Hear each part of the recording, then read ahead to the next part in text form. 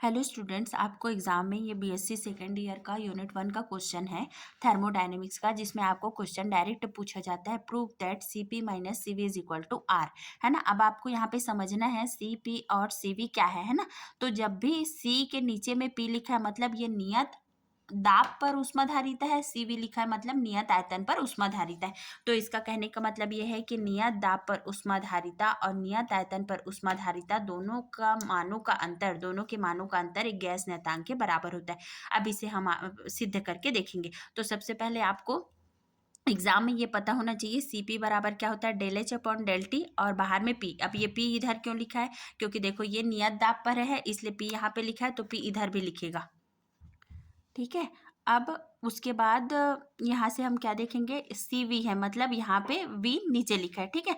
अब इसको आप सी पी माइनस सी वी, ये तो लेफ्ट हैंड साइड से हमें पता चल जाएगा C P minus C we is equal to R. तो यहाँ पे सी पी माइनस सी वी लिखे। ठीक है। अब यहाँ से क्या याद करना है, देखो आपको यहाँ से ये याद होना चाहिए। इसको आप ऐसे लिख सकते हो, यहाँ से ऐसे लिख सकते हो कि डेल अपॉन डेल टी। ठीक, डेल अपॉन डेल टी और एच यू यहाँ से ऐसे करके याद कर सकते हो, एच यू हूँ करके याद कर सकते हो। ठीक है, एच यू हूँ करके याद कर सकते हो। तो पहले में एच लिखा और उसके बाद यू लिखा। अब आपको पता है कि पी है इसलिए यहाँ पे बाहर में पी लिखा। ये नियतांक होता है। ठीक है, यहाँ पे नियत दाब है, नियत होगा, और यहाँ पे नियत आयतन होगा। अब एंथैल्पी का मान क्या होता है, इसको आप ऐसे याद कर सकते हो। एंथैल्पी का मान आंतरिक ऊर्जा और किए गए दाब और आयतन के कार्य, इसको दाब आयतन वर्क बोला जाता है। ठीक है, कार्य बोला जाता है। तो H का मान, एंथैल्पी का मान आंतरिक ऊर्जा प्लस पीवी मतलब दाब और आयतन के गुणनफल के योग के बराबर होता है। ठीक है। अब यहाँ पे क्या है, स्थिर दाब P पर ताप T के सापेक्ष अवकलन करने पर। तो देखो स्थिर दाब बोला मतलब सब जगह यहाँ पे हम क्या लिखेंगे, PP लिख देंगे। ओके। और यहाँ से सब में देखो del upon del T, del upon del T, del upon del T क्यों लिखा गया है, क्योंकि ताप के सापेक्ष हम क्या कर रहे हैं, अवकलन कर रहे हैं। तो डेल अपॉन डेल टी बाहर में P इसलिए लिखा गया क्योंकि आयतन है ना। तो यहाँ से अब H को लिख दिया। उसके बाद यहाँ पे क्या होगा, del U upon del H और यहाँ बाहर में P।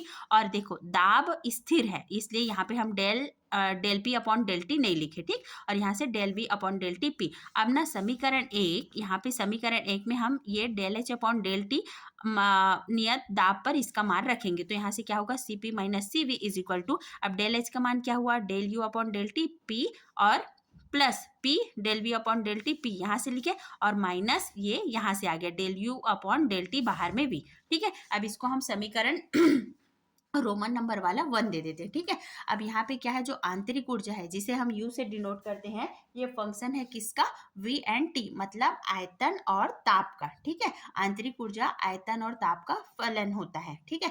अब यहाँ से इसका आंशिक अवकलन करेंगे तो क्या होगा, आंशिक अवकलन du होगा, और du अपॉन dt V और T। ठीक है। और यहाँ से क्या होगा, d यहाँ से u है, इसका आंशिक अवकलन du बराबर क्या होगा, एक बार t तो बाहर में v लिखे, है ना, मतलब u को ही लिखेंगे तो du अपॉन dt। तो यहाँ से एक बार t लिखे तो बाहर में क्या आएगा, v आएगा। तो यहाँ पे ऐसे डेल t लिखे तो यहाँ पे क्या आएगा, dt, फिर du अपॉन dv। यहाँ पे देखो एक बार t लिखा तो एक बार v लिखा। ठीक है। अब इसको ऐसे समझ सकते हो कि यहाँ पे क्या होगा, डेल t है तो बाहर में v होगा, यहाँ डेल v है तो बाहर में t होगा, और यहाँ पे डेल टी है तो यहाँ पे डी टी और यहाँ से ऐसा। ठीक है। अब ये समीकरण 4 के दोनों पक्षों को हम क्या करेंगे, डी टी से भाग देंगे। देखो यहाँ से ये लिखा, इसके बाद डी टी से भाग दिया, और यहाँ पे सेम यही समीकरण को लिख के d t upon d t. ठीक है। और यहाँ से del you upon del v बाहर में t, d v upon t. अब ये पूरा प्रक्रम किसमें हो रहा है, नियत दाब पर हो रहा है, इसलिए यहाँ पे हम P लिख देंगे और ये कट जाएगा। तो यहाँ पे इसका मान 1 आएगा जिससे लिखने की जरूरत नहीं होती। ठीक है।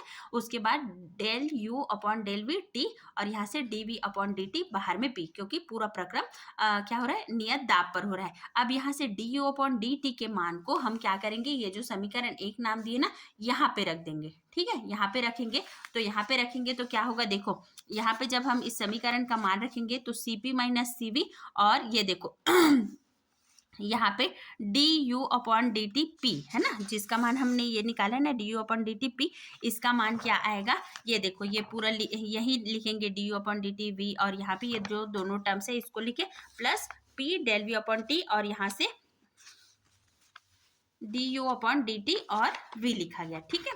उसके बाद देखो यहाँ पे क्या दिख रहा है, ये वाला टर्म और ये वाला टर्म दोनों कट जाएगा, तो बचा हुआ du upon dv t dv upon dt p plus p, ये यहाँ से हुआ है ना। और ये समीकरण 6 जो है सभी गैसों के लिए लागू होता है। और आदर्श गैस के लिए आंतरिक ऊर्जा क्या होता है, सिर्फ ताप पर निर्भर करता है। तो स्थिर ताप पर क्या होगा, आंतरिक ऊर्जा ये स्थिर ताप पर इसमें क्या होगा, ताप पर बस निर्भर कर रहा है, तो इसका मान 0 हो जाएगा। ठीक है, तो du अपॉन dvt है ना, यहाँ से देखो dv अपॉन इसका मान 0 होगा, तो जब हम इसको 0 से गुणा करेंगे तो ये पूरा टर्म्स क्या हो जाएगा, 0 हो जाएगा। तो cp माइनस cv बराबर क्या आएगा, p dv upon dt p। ठीक है, यहाँ से ये देखो, यहाँ से इतना आया। अब pv इज इक्वल टू क्या होता है, nRT आदर्श गैस समीकरण से, तो v का मान निकालेंगे तो क्या आएगा, nRT अपॉन p। ठीक है, अब यहाँ से क्या होगा, dv अपॉन टी, मतलब इसका जब हम क्या करेंगे, dv है ना, dv अपॉन dt, तो यहाँ से क्या आ जाएगा, is equal to n r upon p. मतलब जब इसको हम ताप के सापेक्ष अवकलन करेंगे तो इसका मान dv अपॉन टी और p का मान एन आर अपॉन पी आ जाएगा। तो यहाँ से हम इसको क्या करेंगे, सी